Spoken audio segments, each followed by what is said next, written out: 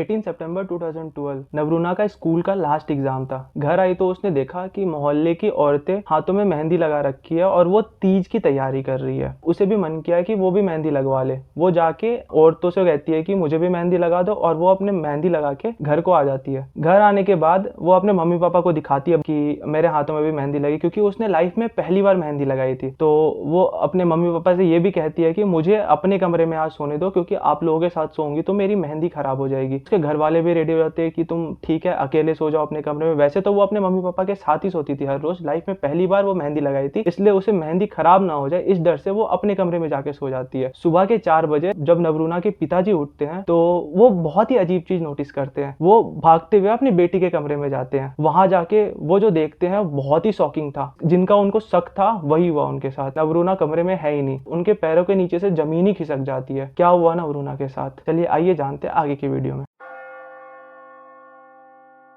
अतुल्य चक्रवर्ती और मायत्री चक्रवर्ती वैसे तो कोलकाता के रहने वाले थे, पर बिहार के मुजफ्फरपुर जिला में शिफ्ट हो गए थे और वहां के एक बहुत ही पॉश इलाके जवाहरलाल नगर में अपने पुराने पुश्तैनी बंगले में रहते थे। वैसे तो तुल्य जी फार्मास्यूटिकल कंपनी के एक रिप्रेजेंटेटिव थे और मायत्री जी हाउसवाइफ। उनके 2 बच्चे थे, एक नवरूपा जो कि दिल्ली में अपनी पढ़ाई कंप्लीट कर रही थी और दूसरी नवरूना जो कि मुजफ्फरपुर के ही सेंट जेवियर स्कूल से पढ़ाई कर रही थी। नवरूना बहुत ही ओपन माइंडेड लड़की थी। वो अपने पेरेंट्स का सारा बात मानती थी, बहुत ही इंटेलिजेंट लड़की थी। वैसे तो अपने दोस्तों के साथ बस वही खेलना कूदना, साइकिल चलाना और बुक्स पढ़ना, यही सब किया करती थी। तो वो क्लास 7th में थी और उसके उस टाइम पे हाफ ईयरली चल रहे थे। एग्जाम्स उसके खत्म होने के बाद जो वो घर आती है तो वो देखती है कि उनके मोहल्ले की औरतें जो है वो हाथों में मेहंदी लगा के तीज की तैयारी कर रही है। तो वो जाके एक आंटी से कहती है कि आंटी मुझे भी मेहंदी लगा लो, मैंने भी आज तक कभी नहीं लगाया। आंटी भी मेहंदी लगा देती है और उसके बाद वो मेहंदी लगा के अपने घर चली जाती है। फिर वो घर जाके बहुत ही एक्साइटेड रहती है और क्योंकि उसने पहली बार मेहंदी लगाई थी तो वो ये डिसाइड करती है कि वो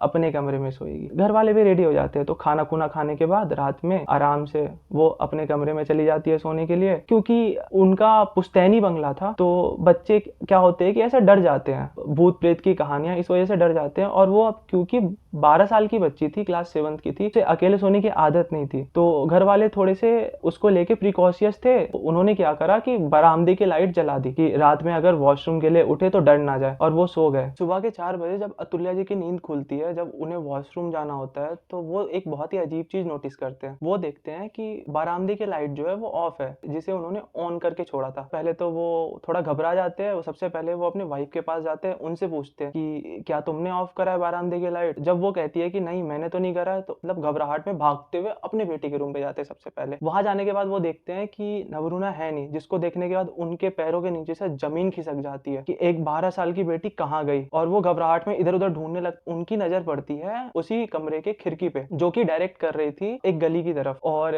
ग्रिल मुड़ा हुआ है। उन्हें ऐसा लगता है कि कोई खिड़की से अंदर आया और मेरी बेटी को किडनैप करके लेके चला गया। अपने आस पड़ोस में काफी ढूंढते हैं अपनी बेटी को, पड़ोसी भी उनकी काफी हेल्प करते हैं। आखिर में थक हार के अतुल्य जी पुलिस स्टेशन में जाते हैं कंप्लेंट लिखाने के लिए। पर सबसे शॉकिंग पार्ट ये है कि जब वो पुलिस स्टेशन में कंप्लेंट लिखाने के जाते हैं तो पुलिस का स्टेटमेंट ये रहता है कि आपकी बेटी कहीं चली गई होगी, कहीं भाग गई होगी, खुद ही 2-3 दिन में वापस आ जाएगी। मतलब इससे वर्स्ट क्या हो सकता है कि एक पुलिस वाला ऐसा कह रहा है कि आपकी बेटी भाग गई, वो एक 12 साल की बच्ची थी। इतना शॉकिंग इंसिडेंट था ये। अतुल्य जी पुलिस वाले को काफी फोर्स करते हैं। पुलिस वाले ये कहने लगते हैं कि आप लोगों ने ही उसकी ऑनर किलिंग की है। और उसके बाद पुलिस छानबीन करने के लिए भी आती है। वो आती है, पूरे घर का तहकीकात करती है, यहाँ तक कि टंकी को चेक करती है कि कहीं उसकी डेड बॉडी को मार के टंकी में ना फेंक दिया हो, और सब कुछ चेक करती है एक्सेप्ट नवरूना का रूम। पुलिस वाले चले जाते हैं और फिर नवरूना के पेरेंट्स जो हैं वो काफी पुलिस वालों को रिक्वेस्ट करते हैं, बहुत बार पुलिस वालों के पास जाते हैं कि प्लीज मेरी बेटी का इन्वेस्टिगेशन कर दो, पर नहीं करते पुलिस वाले। वो हमेशा एक ही स्टेटमेंट पे अड़े हुए रहते हैं कि आप ही लोगों ने अपनी बेटी की ऑनर किलिंग की है। लगभग कुछ 33 दिन के बाद जब नवरूना के पेरेंट्स पुलिस वालों को ये धमकी देते हैं कि अगर आपने मेरी बेटी की इन्वेस्टिगेशन नहीं की तो हम अपनी जान दे देंगे। पुलिस वाले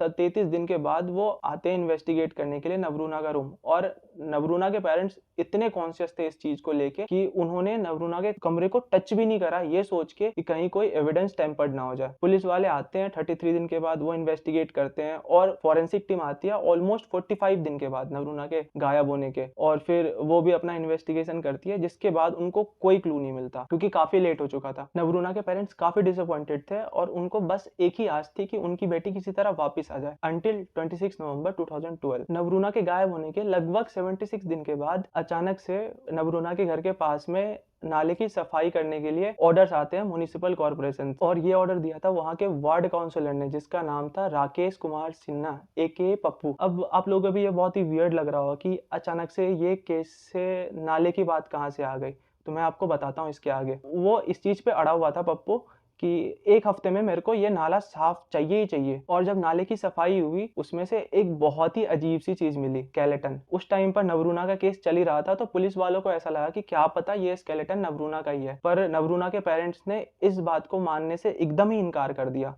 उन्होंने कहा कि ये स्केलेटन मेरी बेटी का नहीं है, और पुलिस वालों को ये कंफर्म करने के लिए नवरूना के पेरेंट्स का डीएनए चाहिए ही चाहिए था। लेकिन नवरूना के पेरेंट्स ने कह दिया कि हम डीएनए बिल्कुल ही नहीं देंगे। केस आगे जाने ही नहीं लगा। लगभग 2 साल बीत गए। पुलिस से सीआईडी को ट्रांसफर हुआ, सीआईडी के बाद सीबीआई को भी ट्रांसफर हो गया, और नवरूना के पेरेंट्स इस बात पे अड़े हुए थे कि ये केस जब तक सीबीआई इन्वेस्टिगेट नहीं करेगी तब तक हम डीएनए नहीं देंगे। तो जब ये केस सीबीआई के पास गया तो सीबीआई ने इस केस को लेने से मना कर दिया बिल्कुल ही। उन्होंने कहा कि मेरे पास वैसे ही काफी हाई प्रोफाइल केसेस पड़े हुए हैं जिसका प्रेशर ऊपर से आ रहा है, तो हम ये केस को सॉल्व नहीं कर पाएंगे। अतुल्य जी के जानकार एक आदमी ने सुप्रीम कोर्ट में एक पेटिशन फाइल की कि इस केस को सीबीआई हैंडल करे। सीबीआई को इस केस पे जांच करनी ही पड़ी। तो जब सीबीआई इस केस के गेम में आई पूरा का पूरा, अतुल्य जी और माइत्री जी ने अपना डीएनए दिया, और फोरेंसिक की रिपोर्ट के हिसाब से वो डीएनए उस स्केलेटन से मैच कर गया। तो इसके बाद अब ये केस सिर्फ किडनैपिंग का नहीं रह गया था, अब ये केस मर्डर का रह गया था। 2014 से ये केस चला 2020 तक, जिसमें सीबीआई को कोई भी ठोस सबूत नहीं मिला। जिसके बाद उन लोगों ने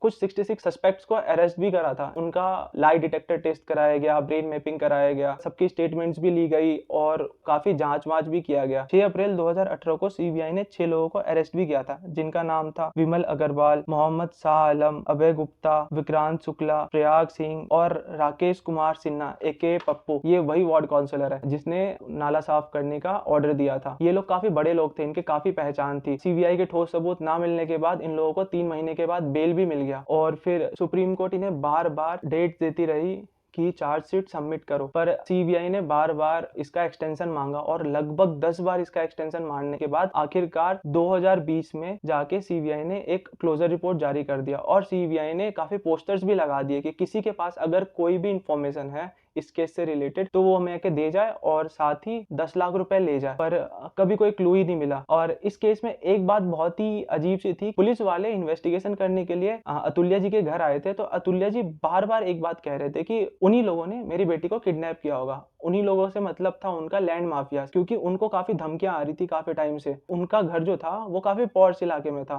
तो उनके घर की कीमत ऑलमोस्ट 5 से 6 करोड़ रुपए थी, जिस वजह से ना लैंड माफियाज क्या करते थे कि उस टाइम पर वो वैसी प्रॉपर्टीज को या तो हड़प लेते थे, या फिर अगर हड़प नहीं पाते थे तो कम दाम में खरीद लेते थे। तो अतुल्य जी की भी प्रॉपर्टी उन लोगों ने हड़पनी चाहिए थी। जब वो ऐसा नहीं कर पाए तो उन लोगों ने उनको एक ऑफर दिया कि आप ये प्रॉपर्टी हमें बेच दो, जिसके बाद अतुल्य जी ने उसे साफ मना कर दिया था। वो लैंड माफियाज उन्हें काफी धमकाते डराते, यहाँ तक कि उनके घर पे भी आ जाते, कभी रास्ते में मिलते तो भी धमकाते, और उन्हें कहते अगर तुम ये नहीं करोगे तो तुम्हें जान से मार देंगे, तुम्हारे घर वालों को उठा लेंगे। अतुल्य जी का शक था कि कहीं वो लैंड माफियाज ही इसके पीछे तो नहीं है, पर पुलिस के कानों में जू तक नहीं रहेंगी। वो लोग पूरे के पूरे टाइम इसी बात पे अड़े रहे कि आप ही ने अपनी बेटी की ऑनर किलिंग की है, और अब आप इस केस को डाइवर्ट करने के लिए शायद लैंड माफियाज का नाम ले रहे हो। मतलब कितनी शॉकिंग बात है। हमारी पुलिस, जिसे एक आम जनता की सेवा के लिए रिक्रूट किया जाता है, उनका काम ही है लोगों की सेवा करना, वो ऐसी बातें कर रहे हैं, कह रहे कि लैंड माफियाज ने ऐसा कुछ नहीं किया है, आपने खुद ही ऑनर किलिंग किया है। मतलब वो इन्वेस्टिगेशन भी नहीं किए। और अतुल्य जी का अभी भी यही कहना है कि अगर उस टाइम पे पुलिस उनकी बात मान के ढंग से इन्वेस्टिगेशन करती तो उनकी बेटी अभी जिंदा होती, क्या पता उनके साथ। आपको क्या लगता है यहाँ पे कौन गिल्टी है? पुलिस गिल्टी है, या फिर नवरूना के पेरेंट्स गिल्टी है, या फिर खुद नवरूना? जो भी आपको लगता है आप अपना ओपिनियन कमेंट सेक्शन में जरूर देना। और अगर ऐसी वीडियोस और देखनी है आपको तो मेरे चैनल को सब्सक्राइब करो और एक लाइक दबा देना अगर आपको स्टोरी पसंद आई।